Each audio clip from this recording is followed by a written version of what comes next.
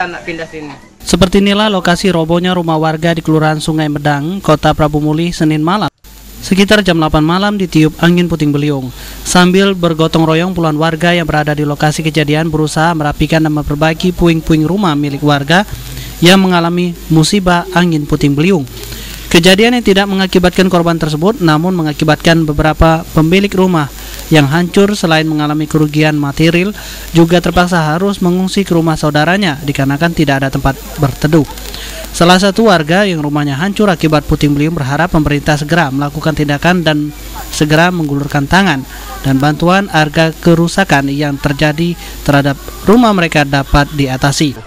Ya, bentuk bantuan dana material dan moral dan material. Ya, untuk sementara terpaksa mengharap bantuan masyarakat itulah. Bahkan Riyadi, salah satu anggota DPRD Kota Prabu Muli dalam Komisi 3 yang saat ini berada di lokasi kejadian, berharap pemerintah nantinya segera membentuk tim untuk mengantisipasi dan mengatasi musibah yang dialami warga Sungai Medang. Jadi karena memang Prabu Muli ini rawan dengan bencana, kami harapkan agar segera mungkin pihak pemerintah Kota Prabu Muli membentuk dinas bencana alam atau apapun namanya, yang penting yang berkaitan dengan untuk bencana yang terjadi di Kota Prabu Muli ini.